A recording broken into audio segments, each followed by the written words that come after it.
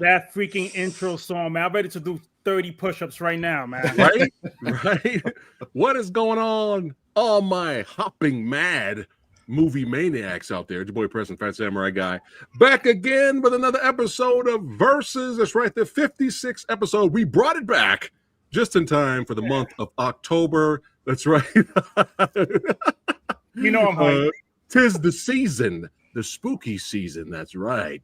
And we have legends that are here, and one legend that's going to keep trying to pop in and out, but hopefully he can make it. The fanatical one, you guys know him, you love him, but up foist. You know, we got the samurai guy hangs out with the Shogun. You know what I'm saying? And he has returned. Frankie Balboa, welcome back to the show, brother. Yo, thanks for having me, man, especially with these two amazing banging films. I hate you when you do this, but I think this is the most brutal one. But thank you for doing this, because I have a certain appreciation that I'm going to mention thanks to Rick's perspective over the years, because not only I'm the Shogun, I'm Rick's #1 fan. Yeah, I said it. I need a digital signature after this. There we go. Man. Well, it's always great. It's always great having you here, man. And yeah, the best Versus episodes are the ones where we're just like, because both of them are just great, and we're just like, this is a tough one. Those are the best episodes. So, and you know him, you love him. That's right. Kung Fu Santa himself, Rick Myers, with the book Films of Fury, which I will be reading from later because I have I've known Sammo for many years. That's right. So he and I have talked about both these movies. That's right. The Book of Rick. He'll be reading from the Book of Rick. Reading from the Book of Rick. Yes, yes. And here he is, the Eric the Asian movie enthusiast. Welcome back to the show, brother. Thanks for having me. Yeah, always a pleasure. Loving your background. That's right. Yeah, got to get into the holiday spirit. Yeah, you're only missing some Masters of the Universe figures in the background mixed in. That's the only thing. You need some He-Man, some Skeletor back there. Yeah. Oh, yeah. There he is. That's right. Director himself, director of Bone Cold, 'Tis the Season. So right, you guys are fans of psychological horror. That's right, in action. Check out Bone Cold from Well Go USA. That's right, Billy Hanson. Welcome to the show, brother. Thank you for having me again, man. I'm excited. And I love that your favorite episodes are the ones where we all have the most inner turmoil. Yes. Arguing with ourselves. I love episodes like this because I can't go wrong. No matter what I do, can't go wrong. Right. Yeah. But let's see. We got here in the chat. Ozza was waiting already since 2:30. That's right. We appreciate you waiting. Sorry about that. Dustin Lewis throwing it up. Certified Badass channel member Jake Hall in the house. And Will. There we go. Mr. Vampire, my go-to movie for Halloween. That's right. We have two awesome action horror Hong Kong classics going head-to-head. One could consider, that it's the one that started the genre, that kicked it off. Some people could say that. Some other people could say with the other one that this one perfected the genre and created a iconic character at the same time. But we're going to get into it. Let's go ahead and jump right into it. Billy, the plot synopsis, baby. Let's do this. Which one are we starting with? First movie, Spooky. All right. That was the first one that came out. Yeah, we're gonna go in order. 1980, which is insane. Yeah, it's insane. So crazy. All right, the synopsis is a rickshaw driver's wife and his rich client are secret lovers, and they decide to get rid of him without being implicated, so they hire a powerful sorcerer to kill him, but the sorcerer's colleague intervenes to protect him. Yes, that's right. And man, I'll go first, and then we'll go around the squared circle here. The first time I saw this I was like, this is insane, bonkers, hilarious. And it has one of the greatest action finale wizard battles showdowns ever. I mean, you can go back farther, Rick, right? With The Raven, with Vincent Price versus Boris Karloff, right? You can have fun with that. You can fast forward to Saruman versus Gandalf if you want. But let me tell you something. If you're making a top 10 best wizard battle finale fights list, this needs to be on there. For some, this could be #1. It's so creative, and the finale of this movie just really blew me away, man. And it's hilarious, and it's just, I love the movie. And what's really funny is I'm getting Evil Dead vibes too. When I rewatch it, hold on 1 second. Here he is, the fanatical one. Still no sound. Still no sound. All right, brother. It's all good, man. Send me your vote. Message me in private chat before you go your vote, and so it'll count at the end. And I won't tell anybody till we get to it. But hopefully we get you next time, brother. Sorry about that. It's all good, man. It's good to see you. And I removed him by accident. Whoops. That's a message. Wow. My phone. Let's see. Oh, here he is. There he is. There you go. Yeah, just put it in private chat, brother, your vote. Fanatical's vote counts. It's important. I gots to know. Like the guy from Dirty Harry. I gots to know. But yes, Spooky Encounters is, I got the vote. And by the way, now that you've done that, we risk hold on. a tie. We risk a tie. Ooh, that's right. If you hadn't used Fanatical We Dragon, got 6. something would have definitely won. But now with him, it could be a tie. All right. I blame you. Blame me. Oh my goodness. But yeah, this is just a classic film. But yeah, I think I seen Evil Dead 2 first before I saw Spooky Encounters. And I'm a big Evil Dead 2 fan. And I've seen so many reviews for this movie, and not one person brings up any Evil Dead type moments. That you have the scene in the movie where his fist gets possessed and kicks his own ass and even grabs his head and flips himself over. And when I saw Spooky Encounters, I was like, oh my God, it's freaking Evil Dead 2. Like, what the hell, man? Like, I would not be surprised if they were, inspired by Spooky Encounters. I wouldn't be surprised. Or it's just a hell of a coincidence. But nobody brings this up in their reviews. You have the mirror gag. Knows. Yeah, maybe. That's what we hear. That's right. It's so funny, dude. That was my first thought too, was Evil Dead 2. Like, first thought. Yeah, when everything started, I was like, oh, zany horror action. Like that's exactly that's exactly where my head went. Yeah, that's hilarious. Yeah. I have Fanatical's vote. Ooh. I have his vote. All right. Yes. Well, so you won't see it till the end. We'll wait. We'll save it to the end. It's right. But yeah, classic movie, and we're gonna go ahead and move on. Balboa, thoughts on? I'm gonna talk about the things that I noticed watching this film recently, and it's something that people don't bring up, is that the lighting in this film and the way it's presented, even in the start, both this one and Mr. Vampire have a similar start with the vases flying and all that. It has a very diet ghost story look to it, the lighting, and then towards the end, it looks like an Argento film. Has this giallo's color scheme happening. And it's great you guys brought up Evil Dead, because I like that the makeup looks very similar, very George Romero, like very bulky. And yeah, thank you. And it's scary as hell, but it does something very genius where it brings a comedy aspect, if you're watching it with a younger audience, to calm down and appreciate this horror aesthetic. So that's something that I appreciated watching it again. And I saw it with my niece, and she loved it. She freaked out. And when you saw the first encounter with the zombie coffin and that amazing iconic fight that's all over YouTube, she was just like having a blast with it.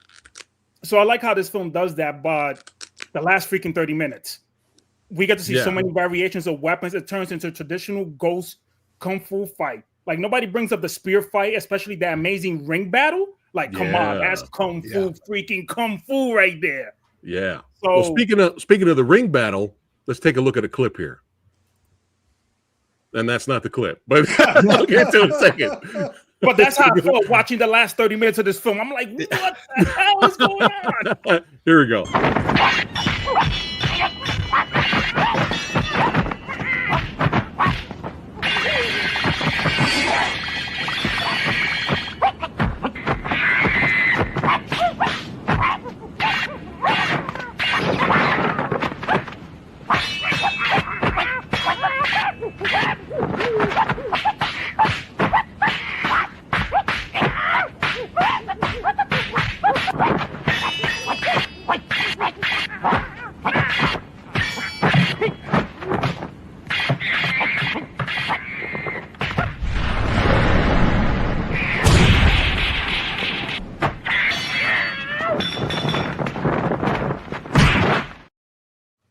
That editing, so freaking edit. Look at this goosebumps. Hold up. 4K right there. Oh my Yo. God.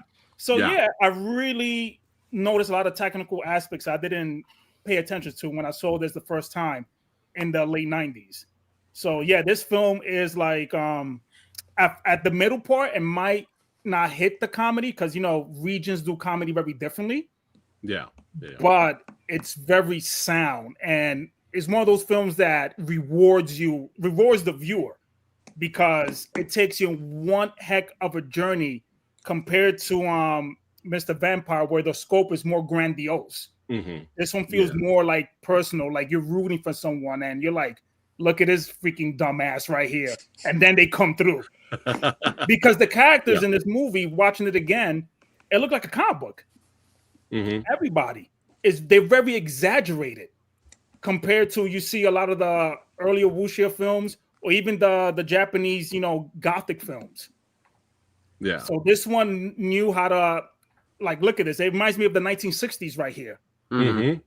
So this film is very well balanced for every audience, even though how grotesque the makeup looks like. It knows how to calm the audience down and have a great time with it. So I enjoyed it a second time around. I love this film now more than ever, believe it or not. Before I was like, whatever, it's goofy. But man, it's good. It's fun. Right.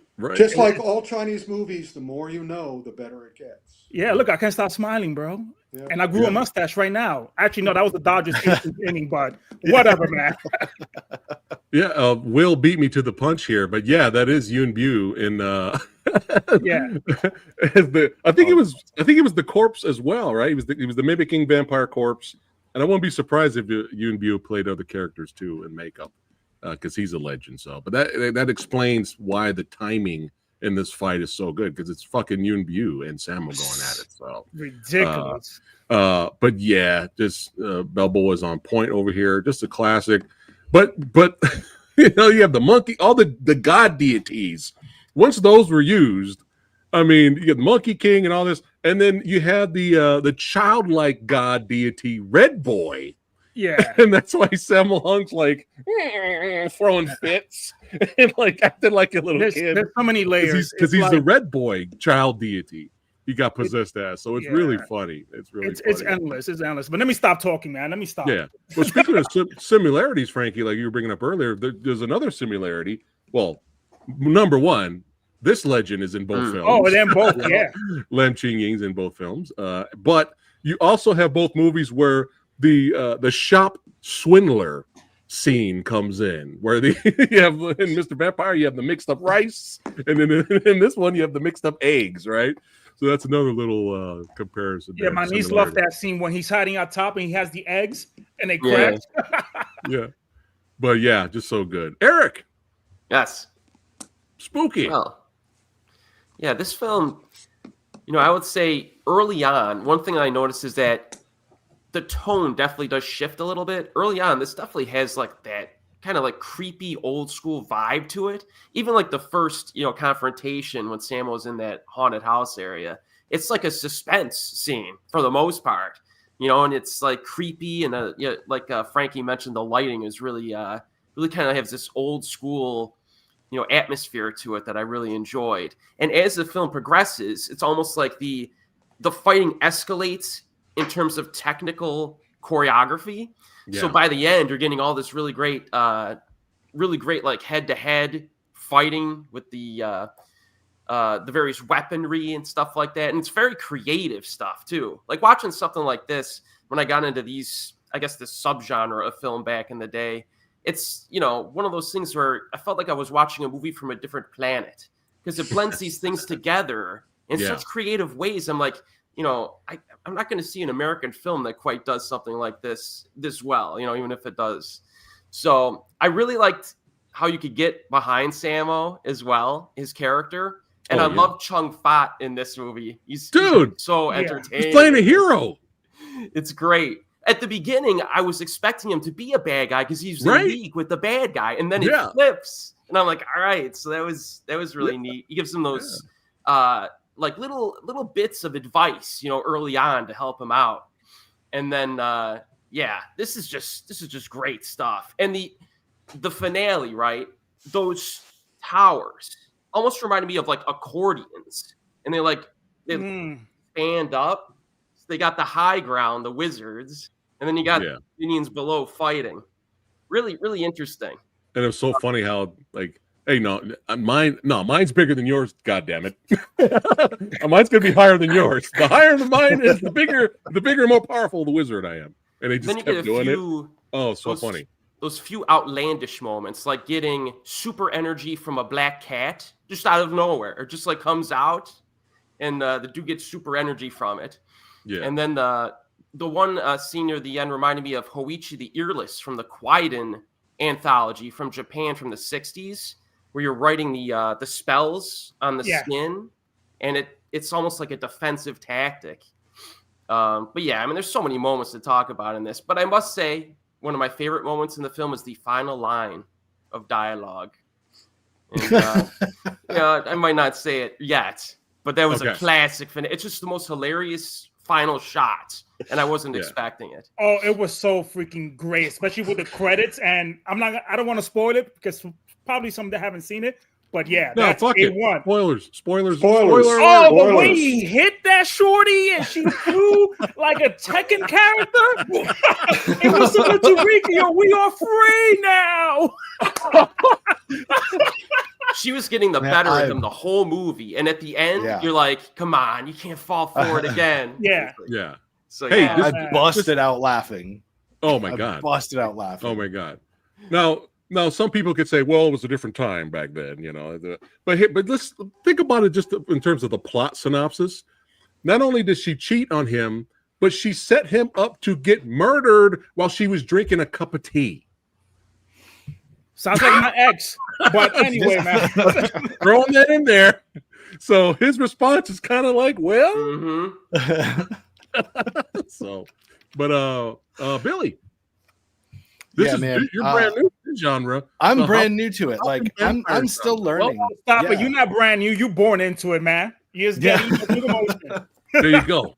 Well, I will say I wish I had seen more of this when I was younger, because I even in my 40s, I'm watching this and feeling like a little kid because I had so much fun watching both of these.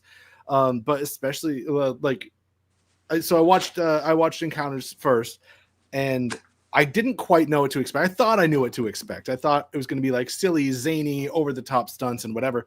But man, I was like locked in right away. Like just from how creative the visuals were and how striking the visuals were right from the beginning, when the scene where his friends are like pranking him and they're pulling this trick on him. Even the way they were shooting was so cool. And the stuff coming out of the mirror when the real ghost showed up, that's when I first thought, oh, it's Evil Dead, because the hand comes out and like yanks them back into the mirror. Yeah. And that was so cool, man. Yeah, it was all just really cool, really clever filmmaking, and so visually striking that I was just locked in really, really, really quickly. And then Sammo Hung, like, I'm relatively new to his stuff. I haven't seen a ton of it, but I've watched, we did Eastern Condors at one point, and I love that. I ended up buying that one right away. And then I recently watched My Lucky Stars. And oh, wow. Look at you. Yeah. I'm doing my homework. But I love them, man. And like this movie was no different. I loved it top to bottom. And like I watched it on a day where I'm like, oh man, I got so much to do. I might have to pause it and get up and move around. But I was like, no one talk to me. I'm having too much fun, especially like in that last 30 minutes of the movie. I was just like, no one talk to me. No one look at me. I'm having a great time. But yeah, man, I think one of the things I loved most about it was just getting into that like magical system of how all of the magic works. And, like you guys were saying earlier, all of the little tricks and protections. And like, I was really struck by the scene where the evil wizard is trying to poke the doll, but it's not going through. And you see on set I know they're there with an air cannon shooting Sammo Hung's skin, but you can see the air like pushing his skin. I'm like, God, that's so clever. It's so simple and so clever and so cool. And it just like illustrates these ideas so perfectly. And I think that's one of the things about Sammo Hung and like just like all of these like Hong Kong movies that strikes me the most, is that they're able to get these ideas across in such a visual, interesting way. And it makes it feel so immediate, like so in your face. And it's so engaging, and I just love it. And not to mention all of the fight scenes, of course, like are like eye popping. And so my 8-year-old son is just getting into this stuff too. He's just seen a bunch of Jackie Chan stuff, and he knows who Sammo Hung is. We'll get to Jet Li eventually. Yeah. Yes, but, reel them in. Reel them yeah. in. I got him now. But when I watched this, I was like excited for him to come home so I could show him some of the scenes. But he's still little. He's only 8, so like I can't show him the gross stuff or the scary stuff because he'll get freaked out. So I was watching the movie in little clips, and I was like, okay, right there. We're gonna stop right there. But yeah, man, it was just so exciting and funny and thrilling. And yeah, I loved the wizards just being on opposing sides of this one guy, and one of them standing for good, one of them standing for evil, and your kind of main dummy is right in the middle. And I just loved it, man. I had so much fun watching it. Oh man, you're warming my heart, Billy. You're warming my heart. And not only is this movie pre-Evil Dead, it's pre-Austin Powers. There you go. Wait, how many years before Austin Power Cover the Junk Gags came out? There you go. Spooky Encounters did it first. 95, 96, yeah. Yeah, there you go. All right, now it is time for the Book of Rick. The Book of Rick. Yes. I met Sammo on my first visit when I was at Golden Harvest going to meet Jackie Chan, and there was Yun Biao in the these are the two major meetings where we had a camera. That on the left was the first meeting, which was in Chinatown, New York, arranged by the great Bobby Samuels, who was Sammo was Bobby's mentor. And he even lived with Sammo in Hong Kong for a while. So when Sammo came to New York for the first time, one of the first person he wanted Sammo to meet was me, because I was working with Inside Kung Fu. And the second time is when I introduced F.J. DeSanto to Sammo at the Lincoln Center at the New York Asian Film Festival. But then I've talked and met with Sammo without cameras many times, and also, of course, wrote about him in the Book of Rick, where at the same time, he created all of this at the same time. At the same time, he conceived The Prodigal Son, which many people consider his best directed movie. He also came up with the brainstorm of HAM, which stands for Horror Action Movies. And this is a quote: "Since I was a small boy, I heard all kinds of ghost stories from my mother and my master in the Peking Opera School. All the old people told me all these great stories of the supernatural until I became afraid of the dark. I still am." So he created Spooky Encounters of the Spooky Kind, aka Spooky Encounters, in 1980, as well as The Dead and the Deadly, 1982, and the Mr. Vampire series, which started in 1985 and ran to 1992, starring the personable Lam Ching Ying as the one-eyed browed priest, and featuring the fascinating Chinese hopping dead known as the Gaiong Shi. And that's as far as I went. Then I went into Sammo's specific style of fight choreography, because he wanted to differentiate himself from Jackie and everybody else, and he does brilliantly. In fact, his stuff is more pure fights because Jackie made everything more rounded as a movie experience, while Sammo had his own issues. But be that as it may, so let's go into Spooky Encounters. I'm wearing my only Sammo shirt. I have a variety of Jackie shirts. This is the poster from Warriors 2, and Sammo's down here, I believe. Yeah. There's Sammo. He's around this liver. So, in any case, yeah, I just got an idea, Rick. Before you continue, Warriors 2 versus another movie. We have not had Warriors 2 on versus yet. Oh, you really should. It's great. So we'll discuss when we're done here. All right, we'll discuss. But be that as it may, Spooky Encounters. I saw it when it came out. I did not see it in Hong Kong. I saw it in New York's Chinatown at the Music Palace Theater when it came out. What was great about the Music Palace Theater in New York's Chinatown is that they had their premieres at the same time as Hong Kong had their premieres, because they were all these films were being distributed in all these places at once, Hong Kong and Chinatown, New York Chinatown. And of course, they were widescreen, beautiful brand new prints with 2 subtitles, one for the English and one for the mainland Chinese. And so I saw it in its pristine state. I didn't see it in a jumpy bad print with editing and not bad dubbing. Actually, the Hong Kong dubbing is some of the best ever because it was done by the Hong Kongese. The translations and the dubbing was done in Hong Kong by Chinese. And as such, so when I found out the translations, I found them remarkably accurate because everything else that's usually been dubbed in America by Americans, again, limited knowledge of the culture, limited knowledge of, and also in the case of Weinstein, who wanted to destroy these movies, purposeful sabotage. So be that as it may, it's great to have been able to see it in Chinatown. And also at that time, I was the only Guaylo in the theater. The rest was all Chinese, so I got to not only hear the Chinese language, just again, if you watch a Japanese or Chinese movie with dubbing, you lose half of the power of the film because the voices, the Japanese and Chinese language is so beautiful and so poetic and so effective. And they have rules and regulations for how the women speak and how the men speak and the cadence of everything. And if somebody's evil, they speak one way. If somebody's noble, they speak another way. It's just you get all this information that you don't get with a dubbed version.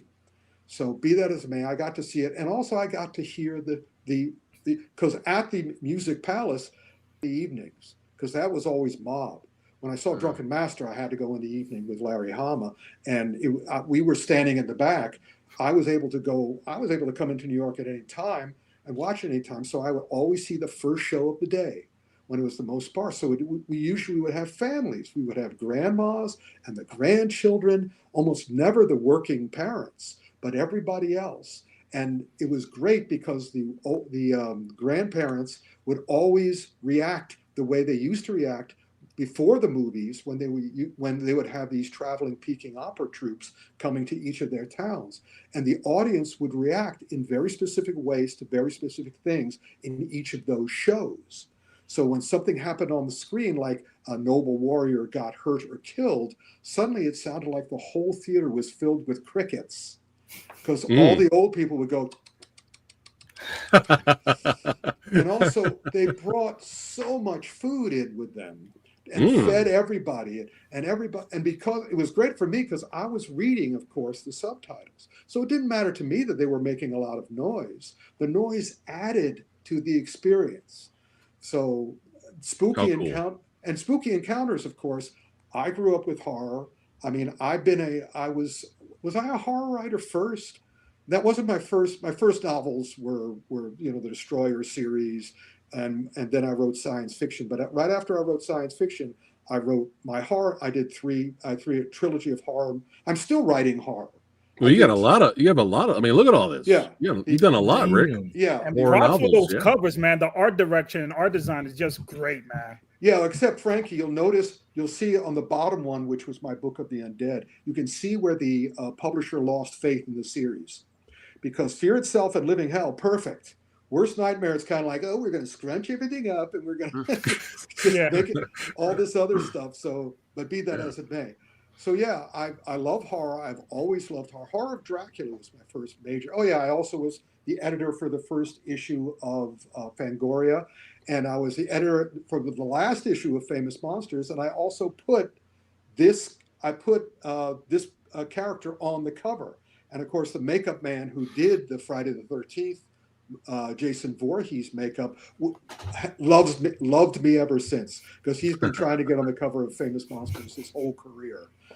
So anyway, this was my first Spooky Encounters, was my first Chinese horror movie, Ham, my first horror action movie.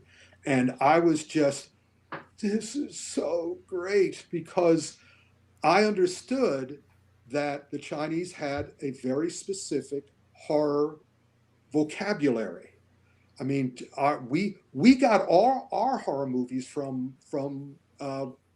somebody, from Bram Stoker, who stole it. He took go back, show those covers again. for if you wouldn't mind, Phat. No, not those covers, the book covers. Sorry about that. Blood Demons is my favorite horror movie because Blood Demons, I did a massive amount of research as to where the legend of the vampire came from, because it didn't come from Bram Stoker and Dracula. There had been a lot of other vampire movies long before that. So Blood Demons is an action novel about the history of vampires. And most of the vampires, almost all the major vampires before Bram Stoker were women. They were not men. Bram Stoker, being the snotty Englishman, and also it's just like the great males of early Hollywood. In the beginnings of Hollywood and in the beginnings of Hong Kong cinema, the women did everything. It wasn't until the men, realized that they could make money out of this, and this wasn't just for kids and single women, that they moved in. And Bram Stoker did that. Instead of taking the true legend of the vampire, he turned it into a guy. And he turned that makes sense for a lot of the Italian films too in the 50s and 60s. Exactly. A lot of women. Yeah. But the men always took over. And so be that as it may, here, Samuel learned it all from his grandparents, his grandmother, and also he knew the great legends. I mean, you picked up on that, Phat, about all the different people who were possessing him during this. These are not Japanese demons. These are Chinese demons. And yes, Chinese films were very heavily influenced, especially Chinese action movies, were heavily influenced by Zatoichi and Baby Cart. But when Sammo plumbed the depths of their own legends and myths and lore, he created a new energy, which you all noticed. And as such, I was just like, by the end of this movie, I was so happy. I miss those days when I would go to a movie theater and come out. This is why I've never needed drugs or drink. I would come out of these movies like going, life is good. The energy was so wonderful. And spooky. I loved Spooky Encounters too, because he was trying to put everything in. He didn't know he would be able to do another one of these. He didn't know. For all he knew, the audience would have rejected these things. Was this kind of a risk for him? Absolutely. But what's great is that once you got to a certain level in the film business, and Sammo was in that level where the studio was beholden to him because he can do anything. And he did do anything. And you tell him to go to any country and do anything, he'll do it. And so at that point, and because these movies, as you know, I was telling somebody at the Urban Action Showcase in New York just today, because we were talking about Wang Lung-Wai, the great villain of Shaw Brothers movies. Yeah. And I met Wang Lung-Wai, and he told me, you want to know how much? You want to know why I made so many movies? Because I was basically paid the equivalent of $75 for every single one. So, wow. And that's why holy crap. The Shaw Brothers and Golden Harvest worked on a basic thing, is that you can do anything you want, but you're not going to get paid a lot because we're giving you total freedom. And the filmmakers went, excellent. But then again, Jackie came from Shaw Brothers. Not Shaw Brothers. He came from that world, so he was happy to make his own money, but he made sure that Raymond Chow made money too. And ultimately, the Shaw Brothers closed down because everybody wanted a raise once I and other people brought the Chinese films into World North Hall and Black Belt Theater and drive-in movie and all the stuff. And that's why they shut down the Shaw Brothers studio. But be that as it may. So Sammo had enormous amounts of, and also he went off and you'll see how the names on his films changed in terms of the production house, because he would do partnerships with Golden Harvest, but he'd have his own thing. So everybody got some coin. But this was a spectacular, invigorating, exhilarating film. And this fight, this tea house fight, man, this is like one of the best fights in the movie. Yeah, so many set pieces in this film. Like everything in this movie, you could like use to influence whatever scene you're doing. This movie is great for reference for any action director or director in general. because they managed to put so much stuff in it, and it's coherent. That's really difficult to do. Because it's based on their lore. He's not going to fuck with their lore or their legend. And also what was great about these movies, as you can tell from watching them, even though they essentially made them up as they went along, they made them up by basically saying to each other, you know what would be fun? And of course, the picture you just saw, Lam Ching Ying, there he was. And Lam Ching Ying was one of the, there he is. There's one of the great stuntmen of all time. Yeah. And he was so, and all of them grew up in the Peking Opera. So basically, when they looked at each other on the set and said, you know what would be fun? They knew how to deliver. It wasn't a matter of, you know, you look at the live action, Disney's live action Mulan, which was totally effed up, and just watch Jet Li's face throughout that entire movie. Because you can see, unlike Donnie Yen, I mean, the girl who was playing Mulan was DOA in her face anyway. But you look at Jet Li, he throughout the whole movie, he can't help himself. The camera's doing a close-up of him, and he's looking at the camera going, I am so mad at you guys for effing this up.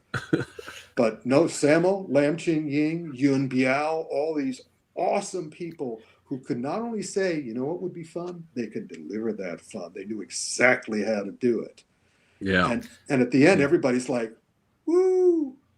Yeah. One of the things too that I was most struck by, especially in that restaurant fight scene, was the fact that it's never just a fight. Like, he's not just fighting people. He never loses the magic. He never loses like what they're building on or the world that they're in. So I was having a blast, and it was an awesome fight when he was fighting the guards, you know?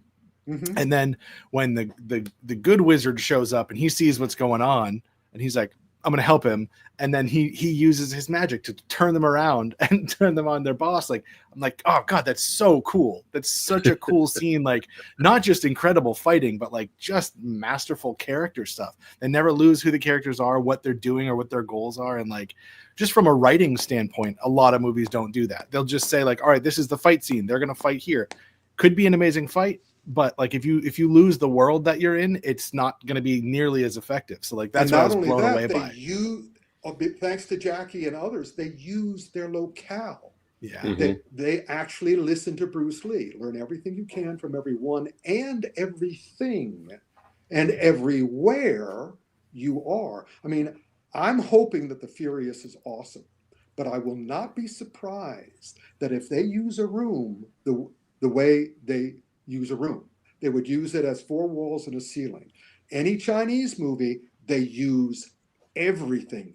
They use the locale, and every fight has to be different because they're in a different place with different props and great transitions too. And great transitions too. You see that a lot with Hong Kong films. You start in one location and it paces out.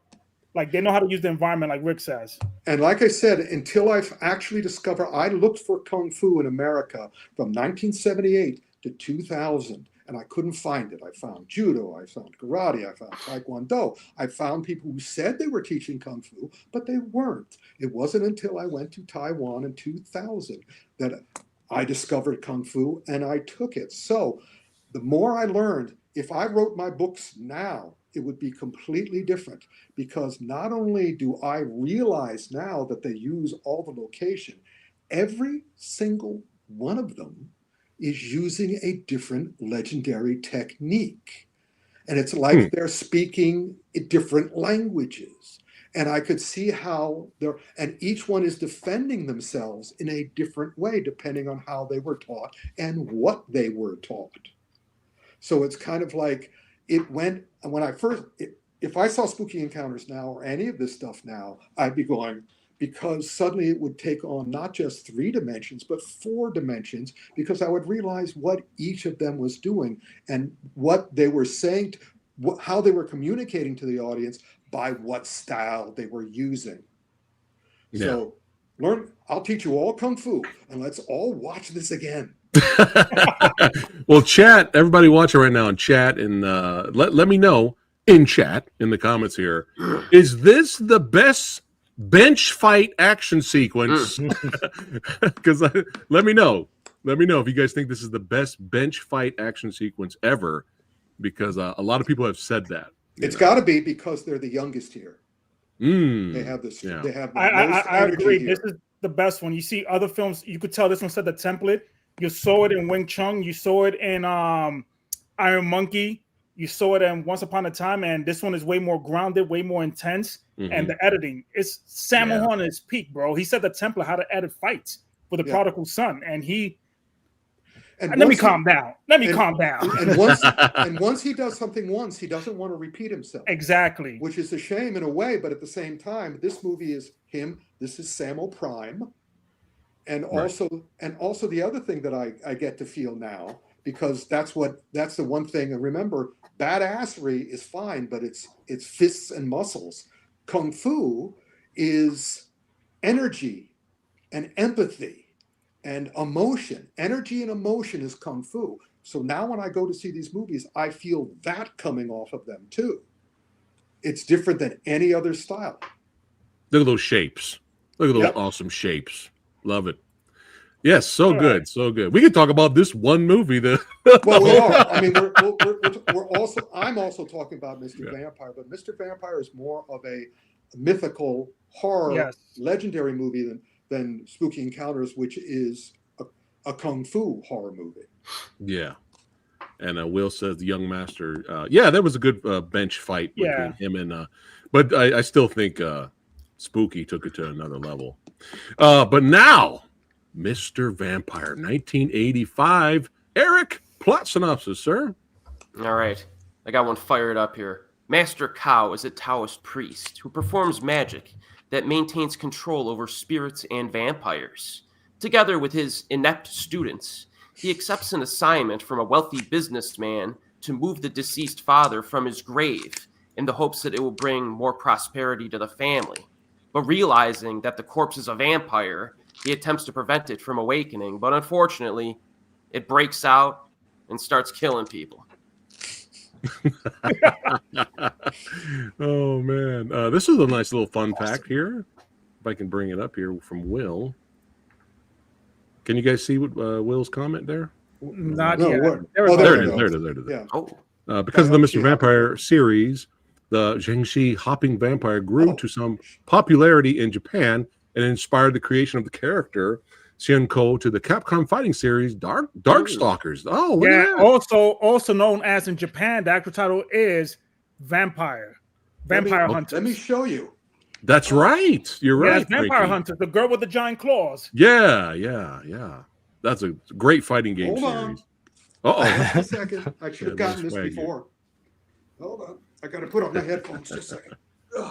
And the fanatical one's still with us too. Hold on. He's still Guess with where us. I got this?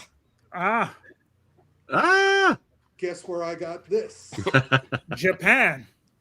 Exactly. Wow. These are. I couldn't find these in Hong Kong. These Wow. were not in Hong Kong. It wasn't until I went to Japan I went, holy shit. And they went, yes, we love these things. How cool. I actually had this on my car for a while. That looks pretty amazing. And so, it's like when I'm driving, I was going, I better take this out of my car because I'm afraid it's going to attack me. So anyway. But yeah, Mr. Vampire, when I watched this for the first time, I was just like, this is just so much fun. And by the way, such a fun movie. One day the yellow thing fell off. And when I came into my office, I went, ah! I grabbed the thing and put it back on quick. Yeah. All right, talk about Mr. Vampire. Jamie, good to see you, brother. From the UK. All right, good to see you, brother. Well, thank you. Yeah, 20 years. 20 years. Thank you so much, man. 20 years she put up with me. Ooh, she's a brave woman to put up with me for 20 years. But yeah, classic movie. Just so good, so hilarious. And this character, that Lam Ching-ying plays, and this is his most popular character. And of course, he did sequels and stuff. He's just so much fun to watch. What makes me like the character a lot is his annoyance from his underlings, his two underlings. He's just like, really? Like, what the fuck you guys do? Really? What are you got doing that now? angry parent, like the third child did third child shit. You know, he's like, oh man, you know, that's him. Like, yeah. And you get a Yuen Wah bonus. Anytime Yuen Wah is the main villain, it's just come on. I mean, he is another legend. But yeah, great cast. And Frankie, believe it or not, brother, this movie was my introduction to Moon Lee. I did not know that she was a martial arts badass action hero yet. This is the first time I've seen her. And I was just like, oh, well, she's a sweetheart, wallflower type of character. And then the next time I see her again, she's beating the shit. Her and Yukari Oshima are beating the shit out of each other. She's doing nunchucks on the staircase. I was like, holy shit, she knows some shit.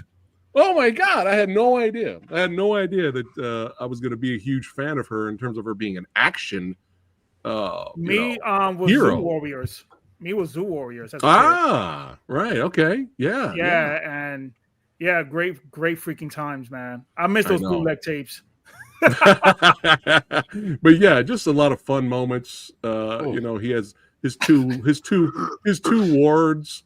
Little fun gags here and there.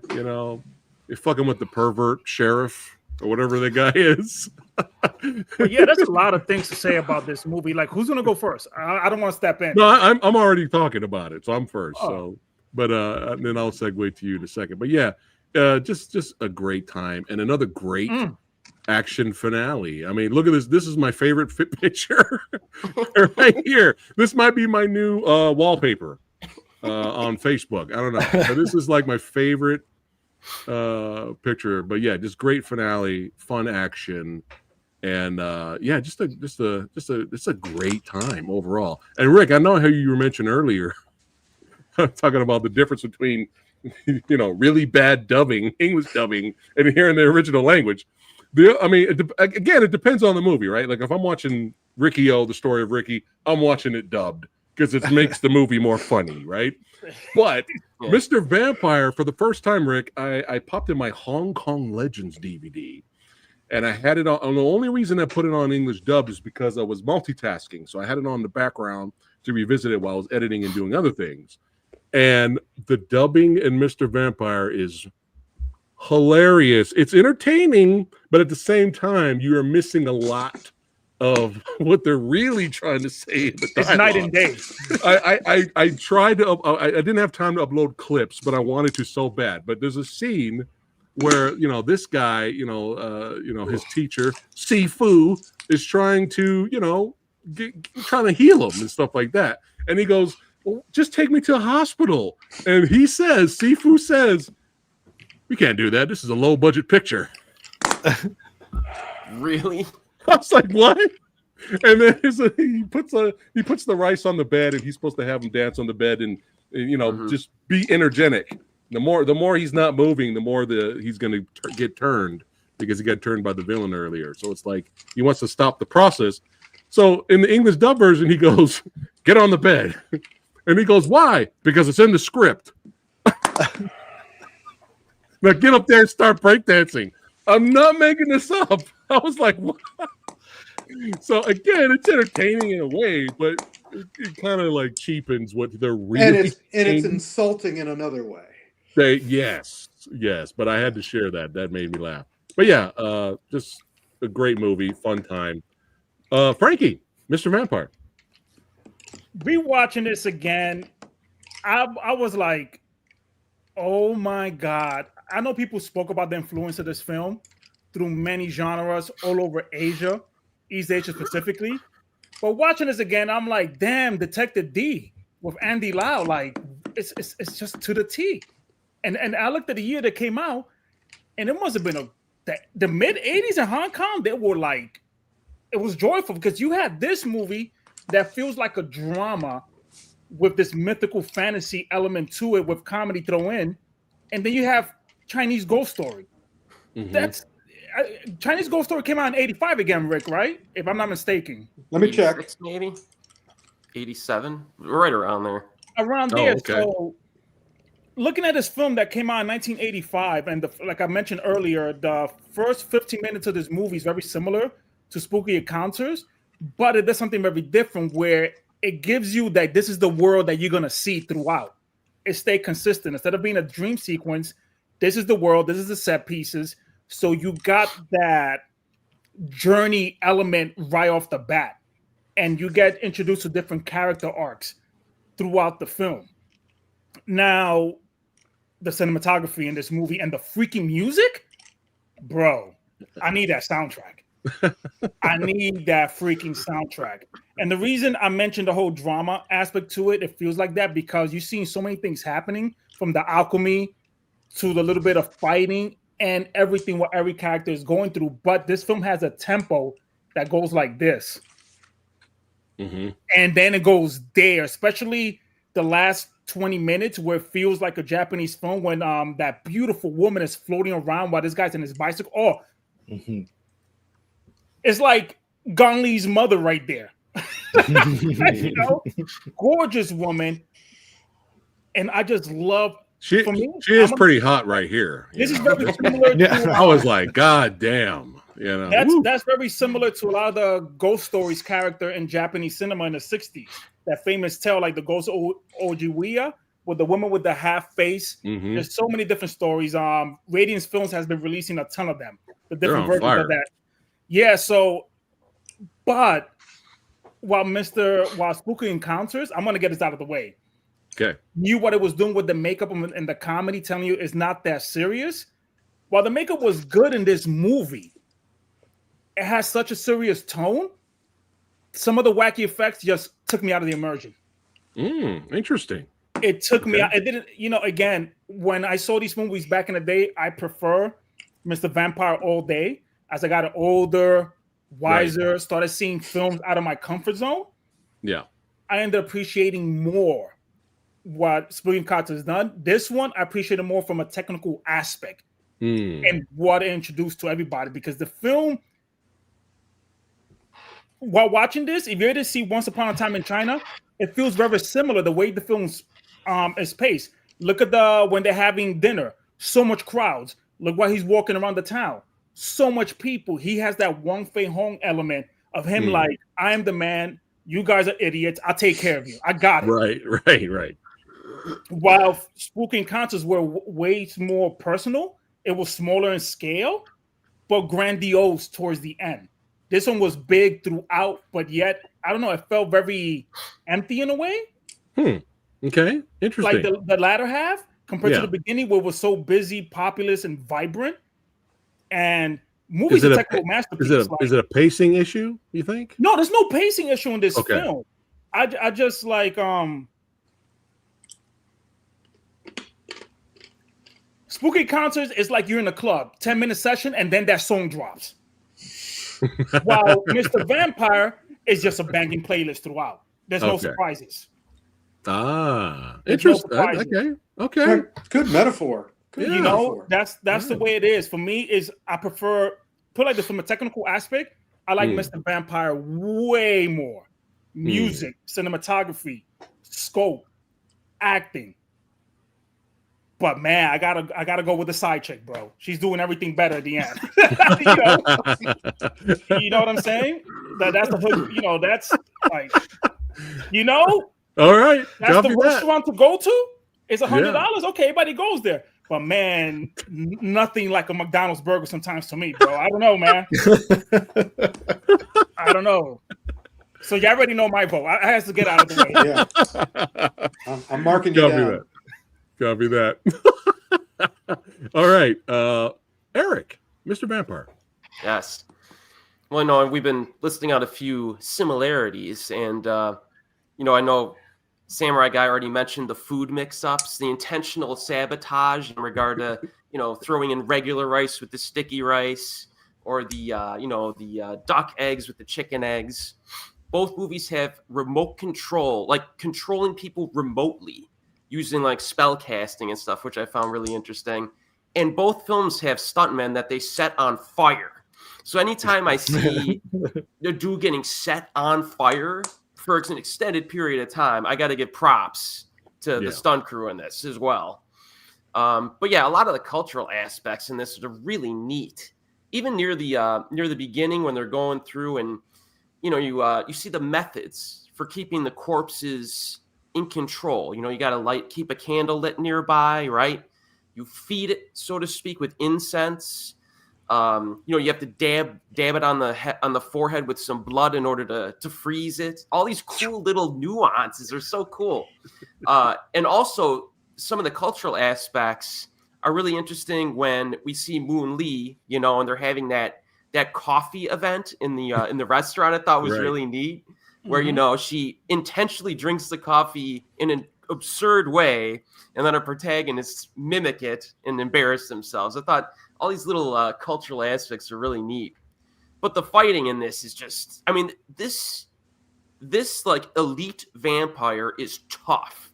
Like you can't just punch him. You can't beat him through conventional methods. You need some type of a very specific, magical, so to speak, way of, containing or destroying him and stuff. And that's really, I actually saw this movie before Spooky Kind, because I got to these movies in the mid 2000s when I really started getting into, Hong Kong cinema. Yeah. So this one, has a special place in my heart because I'm sitting there just shaking my head. Nice. And I can't believe what I'm watching right now. Yeah. And a lot of these movies kind of have that impact. But yeah, props to everyone that made this one. It's great. Oh yeah. And it's funny, even in the makeup, you can tell this is Yuen Wah. Oh man, Billy Weirdly looks more like him in that. Yeah, man. This is another one that I completely fresh and knew nothing about it. So when it started, and it was a million similarities, that was the first thing I noticed is, this magic is not just made for Spooky Kind, or it's not that, it's not constructed for the movie. This is the lore. This is the Chinese lore that just made it so much more cool. And with the warding off, the painting on the bodies, what were they called? The bouncing demons. Yeah, so cool and surprisingly creepy. I thought I was genuinely creeped out when you see a bunch of them. Yeah. Oh, there it is. Yeah. Darkstalkers. Oh, cool. Yep. Nice. But yeah, man, so I realized that they were pulling from the same kind of lore, and it was just more of an ensemble story, with everyone kind of dealing with their own, being haunted or being hunted by their own demons, kind of in a way. So I thought that was really, really cool. And someone in the beginning, when we first started, said, spooky encounters with Spooky Kind sort of kicked off the genre. This one arguably perfected it. That makes so much sense now, with a little more context, because it is a little more polished. It's a little bigger. I feel the action set pieces are a little bit more, I don't want to say creative or inventive, but they're just bigger. There's just more going on. More dummies being thrown around left and right. A lot of dummies, which is always entertaining. No matter 100%. What genre, no matter, I'm a big fan of Three Stooges, okay? No matter what genre, dummies get tossed. It's entertaining. Yeah, 100%. Yeah, and effective every time. But yeah, I was really taken in Mr. Vampire by how many sight gags there were. Just jokes and action scenes built around the same kind of magic and lore. And I really loved how they had specific tools for fighting the vampire, and they would use them in different ways throughout different fights. I think I actively was when just me alone in my room just going when they made that little net out of the wire. So when the vampire jumped down, they caught it in the net and it was burning. I was oh, that's awesome. Yeah. So I loved that. And just in the same way that I was so impressed with all of those fight scenes in Spooky Kind, I was impressed with all the sight gags in this one. And I laughed a lot more in this one than I did in Spooky Kind. It's just way funnier and more proper jokes, straight out jokes. I was dying with this scene. Oh yeah, man. This scene right here, man. The two-way when this whole scene in the jail, every single gag, every single fight, I was thrilled and I was cackling. My stomach hurt at the end of it. It was so fucking funny. It's funny you mentioned that part because that reminded me of the other film Lam Ching-yu did, Magic Cop. but they had a jail sequence in there too as well. Yeah. It's so he gets his head stuck. That's a good one. I enjoyed that. That's really like, great. I love that movie a lot. Magic Cop. So Yeah. Magic Cop. Imagine Mr. Vampire, but Yeah. in modern day. Awesome. In modern day. And Well, he was still with Lam Ching Yi. He's always the priest with one eyebrow. Yeah. Except yeah. he was the priest with one eyebrow cop. Yeah. That's awesome. Yeah, just everything in that prison. Like I was just laughing, and I was so impressed with just the choreography of everything, how big it was. Like they had people flying across rooms, and then like stuff where I'm like, oh god, they're about to hit each other. Chairs getting smashed. Yeah, I mean, like unbelievable, just absolutely unbelievable stuff. But it really did feel like watching Spooky Kind first. This one felt like an amped up version of that in a way. It's funnier, like bigger set pieces. Fun fact from the fanatical one here: La Carleone kind of kicked this subgenre off a few years earlier with The Spiritual Boxer in 1975. But Samo definitely raised the bar and made it his own with Spooky Encounters. Thank you, fanatical. That's true. Yes. So cool. But yeah, man, I love this one too. And like I was also genuinely taken by the horror of it. Like some of the horror stuff was properly like uncomfortable, especially when they're trying to file down his fangs. I had to turn away. Oh, you put it up a couple times earlier, and I was like, oh no. I also cackled when he saw that he was fully turning because his nails turned long and blue. Yeah, I was like, what a great visual. During all the carnage, I love how he was just like, everyone's flipping and fighting and stuff, and he's just in the background trying to catch up like this. It's so funny, man. But I'm glad you enjoyed it, Rick. Yeah, for sure. Okay. Your turn, sir.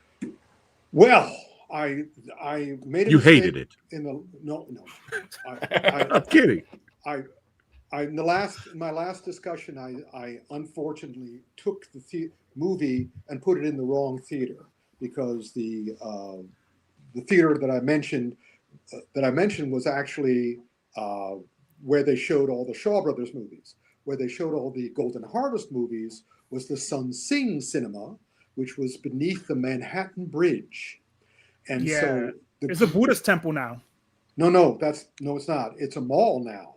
Oh, it's the mall. The Buddhist is on the other side. The Buddhist temple was another completely different theater called the Rosemary. That was the Buddhist temple.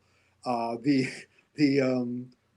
other one where all the Shaw Brothers were is now a hotel, a multi-leveled hotel. But the Sun Sing Cinema was beneath and what was great about that is it was a larger cinema.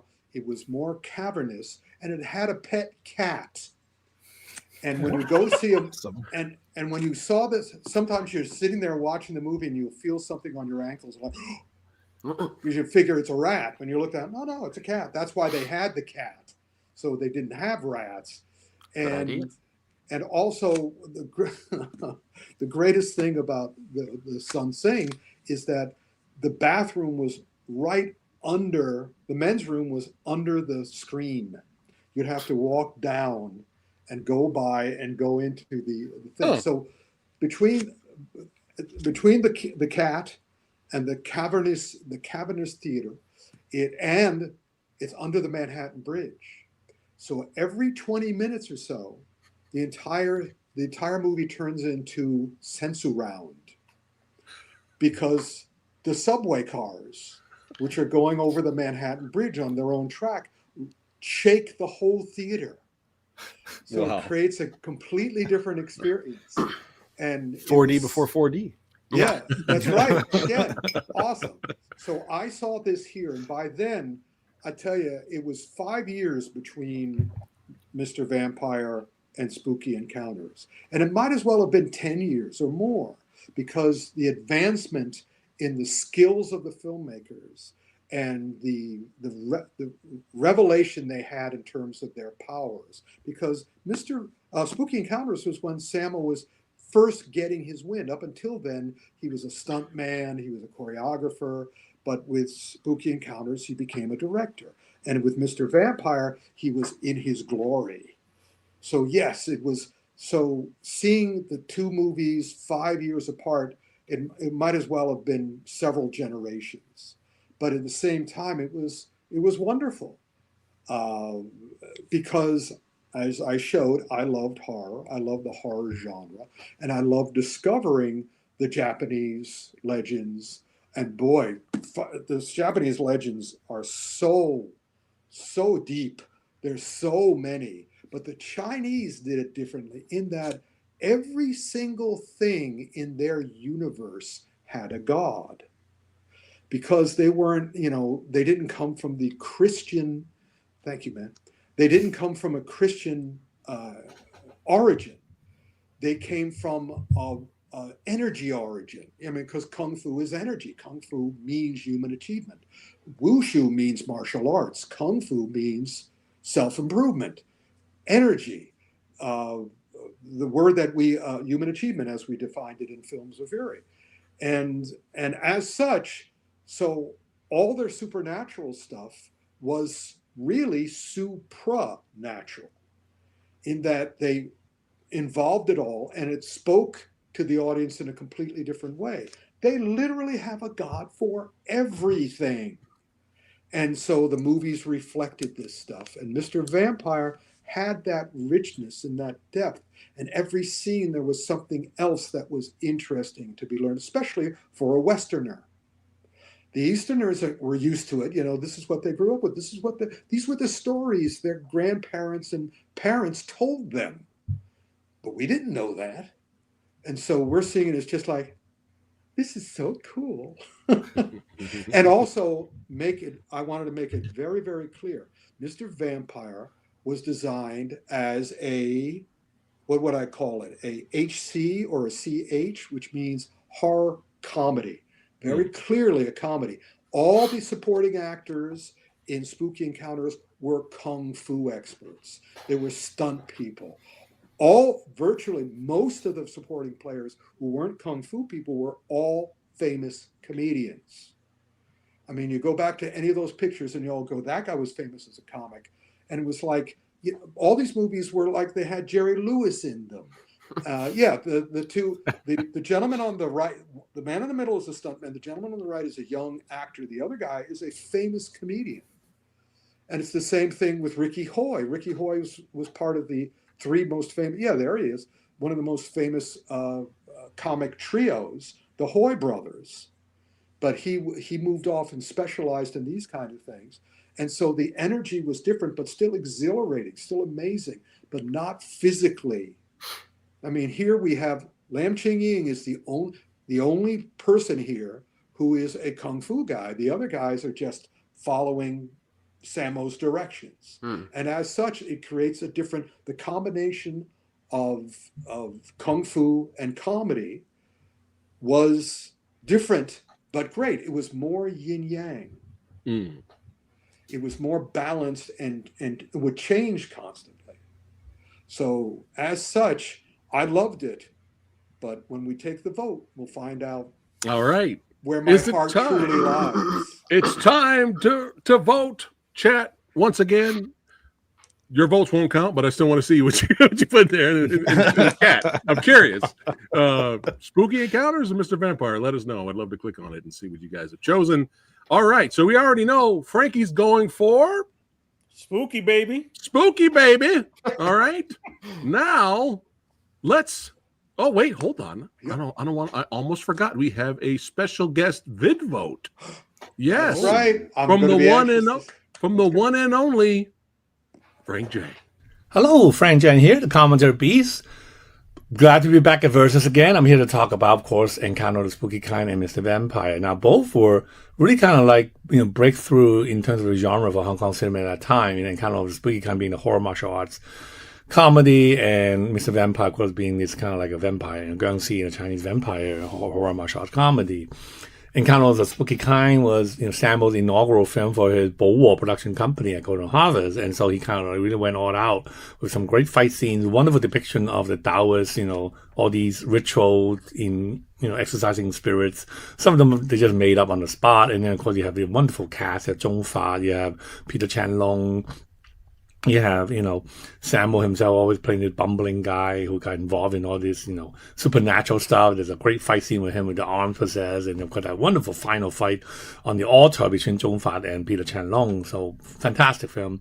Mr. Vampire got a little bit more lighthearted. It has a great late Ricky Hoy as the disciple of the Taoist priest, played by the great Lam Ching Ying, which for whom this film really kind of propelled him to stardom. Then you have the lovely Moon Lee in there. You have Billy Lau as the kind of like our sort of semi-villain until, of course, the big bad vampire shows up.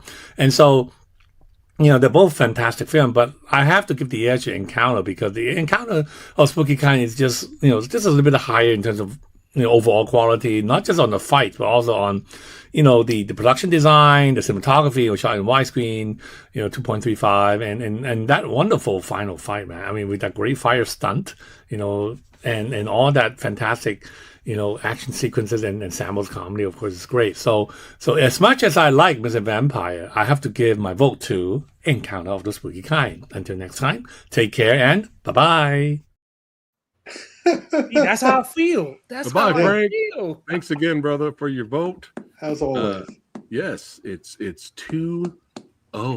That's right. I'm going to leave Fanaticals for the end here, just for some suspense. All right, Eric, who you got, brother? I'm going to go with Mr. Vampire. Wow. All right. Again, all right. It's the first kind of film like this that I ever saw, and I've seen it more times than Spooky Kind over the years. So I think maybe it's just kind of, it's there. Right. Maybe in a few more years I'll change my mind, after Spooky gets a few extra viewings. But yeah, I'm going Mr. Vampire. I love it. All right, making it good, making the votes good here. 2-1. Billy, who you got? When we started this, I wasn't quite sure which one I was going to go with. All the time. I feel, it happens all the time, and like it's not till I start talking about it myself that I really kind of solidify my vote. But I think I gotta go with Spooky Kind. I think that's got to be my vote. All right. Yeah. Right. To tip the scales a little bit. Yeah, it's funny you say that, because when I saw it, I already went as Mr. Vampire fan, but like, hold up, Rick is gonna be here. Let me rewatch these movies again from his perspective. Let me do a little bit of research now. But yeah. I think what clinched it for me was just how Spooky Kind felt like cooler to me. Like Mr. Vampire, so well crafted. Like I said, all the jokes, all the amazing action scenes. It's so funny and so good. There's something about Encounter that just like I'll revisit that one. I think for the emotional, like the more emotional roots of the characters, and just like it's just cool, Yeah. But it's cool. It's very, close. very close. All right. 3-1. Rick, who you got?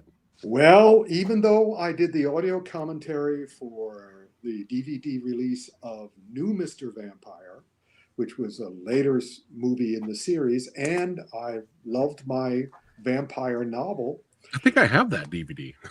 Oh, well, check out my audio commentaries. I'm not the commentary beast. I'm the commentary beauty. So, Hey! so Frank and I together, we're the commentary beauty and the beast. Great. Be that as it may. You know where my heart lies. My heart belongs to Kung Fu. So of course, Spooky Encounters gets my vote too. Yes. And again, revisiting Mr. Vampire, even with the bad dubbing, English dubbing. Now get up on the bed and start breakdancing. Even with that, it was a pleasure, and just to revisit it again. It's been so long. It's just so much fun watching it. But I gotta go that end finale wizard battle, man.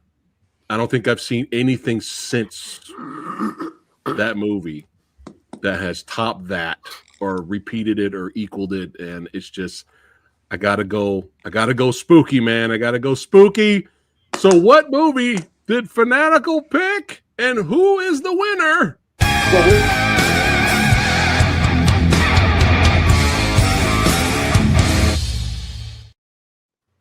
6-1. Right. Yeah.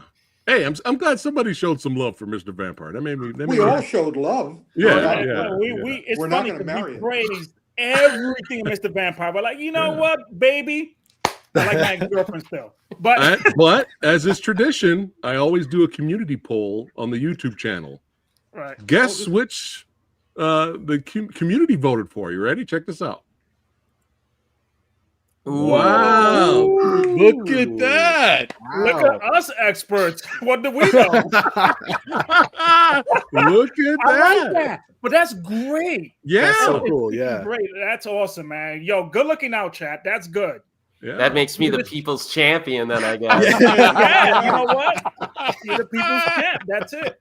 But now that's great because it shows how solid both of these films are. Yeah. Yeah. It also shows that movie people can never predict what the audience wants. Exactly. In case the chat is not aware, if some of them have not seen this, Criterion Channel is streaming all the Mr. Vampire films with the English dub and the original language track.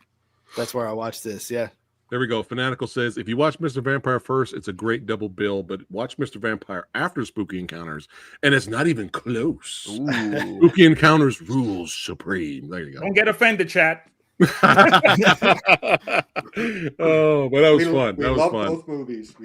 Oh yeah. And this was always a blast doing these verses, going back and forth, talk about what we like and we didn't like, and having the vote showdown. It's always fun. We got to do more of these. We brought it back for the month of October.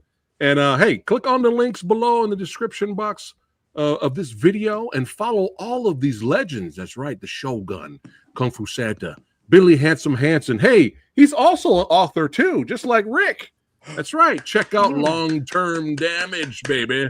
I need to give props to Billy. If you guys have not seen Bone Cold and y'all begging for a Metal Gear Solid Kojima film, yo, check his logo USA release, bro. Like seriously. That's awesome. Thanks, man. Thank you. That's right. That's right. Follow Eric, the Asian movie enthusiast, as well. Before I wrap it up, Frankie, what do you got coming up, real quick? Oh man, I just finished wrapping up an amazing video essay for Third Window Films. It's a box set. It's not announced yet. I just wrapped up the whatchamacallit, the Takashi Ishii, one of my favorite Japanese directors during the 80s and 90s. Legendary manga artist. He changed the game when it came to mangaka, especially erotic mangas. So he's the one that influenced what you saw in the 80s and 90s and going forward. So I got to do a commentary in A Night in the Nude, and Era 444 just picked up that box set, and the pre-orders are up on Era 444 website. Nice. You're on fire with those audio commentaries and notes, man. I appreciate it, man. I'm trying to bring more Japanese cinema awareness of the stuff that came out in the 80s to now. Yes. So I have a question for you, unless you're not allowed to tell us. Are we going to get another box set of V Cinema? That? Oh, my God, dude. Because we need more. It's going to happen because I'm in it. It's going to happen. Okay. All right. We found out. Let's see. I don't know the sales yet, but you know me, I keep promoting V Cinema. I mean, I got this rare one right here that I'm going to archive, and this is Relatory. This is the Relatory that came out in '98, and this is so freaking rare. You can't even find pictures of it online. Just clips here and there. And this was during the time the Girls with Guns genre was popping off in the 90s during the V Cinema era in Hong Kong. They had their own wave, but it was still very reminiscent of what the Pinky Violence genre was doing in the 70s. So, so I'm trying to bring those here. All right, cool. Awesome. Yeah, we need more of that. Eric, what's coming up? What do you got on the channel right now, and what's coming up? We're doing a lot of horror movie reviews, so I got a few more of those left. And then just get back to the usual stuff, a mix of everything, different genres. Yeah, always good stuff. Always good stuff. Hopefully me and Eric could do more anime movie reviews too. Those were fun. Billy. I've been working a ton this year, but it's all stuff that no one's going to see yet. It's all stuff that's like, it'll probably happen next year. The big thing right now is I've got a movie that's getting very close, and we're aiming to Bone Cold 2. Bone Cold 2, right? I wish it were Bone Cold 2. There may have been pitches for Bone Cold 2 already. but those are a little further down the line. Yeah. But yeah, I've got something that is hopefully coming up next year. We've just started attaching some people to it, so it's picking up steam, and hopefully I'll be in production very early next year if all goes well. Woohoo! And I should drop. There's a book that is out to a couple different publishers right now. I worked with another author named Paul Inman, and it's a collection of short horror stories that are all written by Stephen King Dollar Baby filmmakers. So it's all original stories from people who have adapted Stephen King's short stories to short films. It's a lot of. What's the name of the book? It's really cool. It's called Keys to the Kingdom. Nice. Yeah, all right, so make sure you guys check all that out. Hopefully next year, yeah. Yeah. Like I said, there's none of it that's out right now. It's going to be a little while before any of the work I'm doing now comes out. But whenever Bone Cold 2 comes out, you got to put me and Frankie in it, and you got to give us. You need Latino Dominican that says "papi" a lot, like, "Oh, you're cheap." And you got it. Don't make me shoot you. We want great death scenes too, Billy. Yeah. Right? Of course. I could do a scorpion drop. I could do it. I'm still flexible and I box still. So hey, I'm gonna revise the script. I'm gonna put it all in there. And Rick, we still got the shop going below, correct? That's right. As a matter of fact, you should definitely check to see whether you can find the poster with Sammo Hung's autograph on it. See if that's still available over on Chimera Publishing on eBay, as well as my other stuff. But definitely check out, just write in, Jackie Chan's signature or Sammo Hung's signature and see if there's anything left. And in the meantime, come on back right here on Saturday, November 1st, for our October action film autopsy extravaganza. Yes, this Saturday. Make sure you guys are there live. We'll be hanging out with Anubis, and we have a plethora of tons of things to watch. Somebody mentioned earlier that Beast War. Is it Beast of War? Yeah, Beast of War. It's on okay. I'm thinking of Transformers. I sent you the pictures. Yeah. Yeah. We'll be talking about that this Saturday. So among many other thanks things. Again. Yes. Yeah.